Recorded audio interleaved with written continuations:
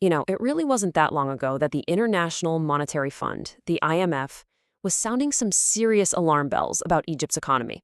But fast forward to today, well, the tune has completely changed. Now it's all about praise and confidence. So, what in the world is behind this incredible turnaround? Let's dive in and figure it out. I mean, the shift in language here is just night and day.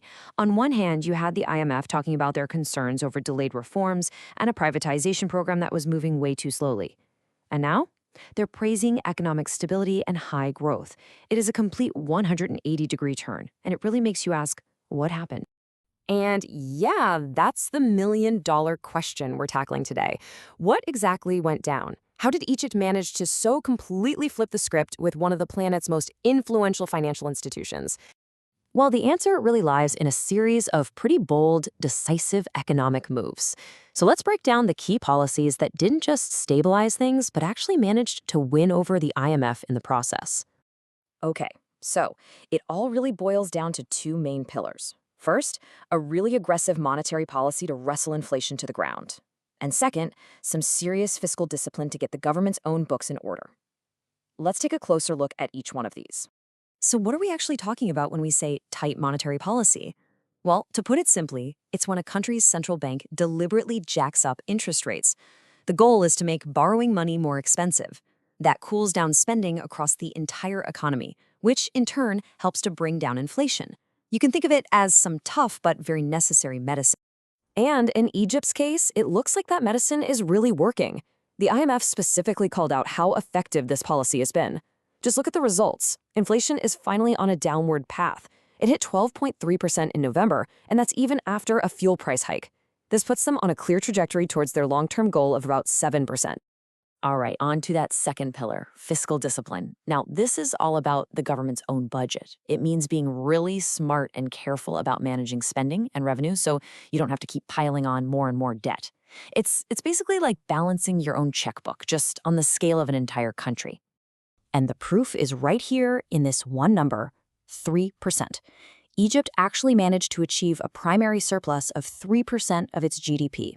Now, what that means is the government brought in more money than it spent, and that's before you even factor in interest payments on its debt. Pulling off a surplus like this is a massive signal of responsible financial management, and it's absolutely one of the key reasons the IMF started seeing Egypt in a new light. Okay, so we've talked about the strategy. Now for the fun part. Let's look at the report card. How did these policies actually translate into real, tangible results for the economy? Let's kick things off with the big headline number, 5.3%. That was the economic growth rate in just the first quarter of the fiscal year. You have to remember, in a global economy that's facing a lot of headwinds, a number like this isn't just good. It's a huge sign of some serious forward momentum. And this chart really puts that number into perspective, doesn't it?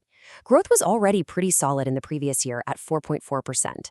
But making that leap up to 5.3% shows that the economy isn't just growing, it's actually accelerating. And that is exactly the kind of trend that gets the world's attention. So where's all this growth coming from? Well, the IMF report points to a few key areas. We're seeing real strength in the non-oil manufacturing sector, a massive rebound in tourism, which is fantastic to see, and a recovery in revenues from the super important Suez Canal. It's a healthy, diversified mix, and that's always a really positive sign for the future.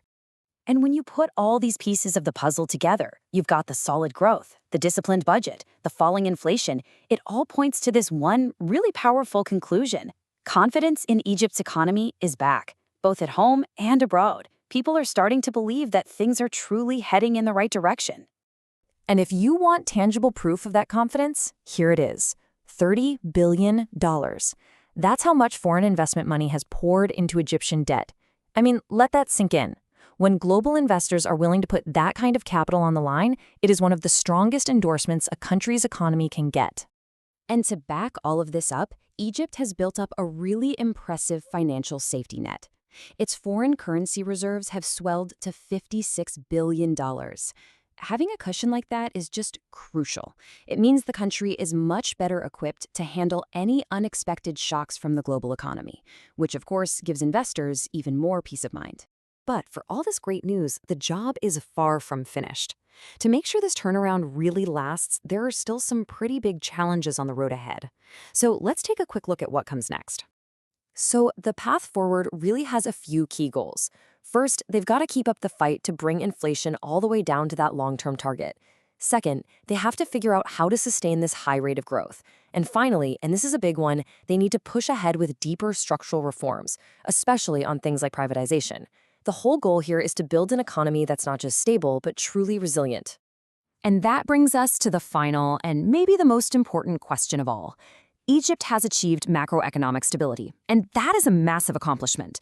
But can that stability be translated into lasting, widespread prosperity for the Egyptian people? That, right there, is the next chapter in this incredible story.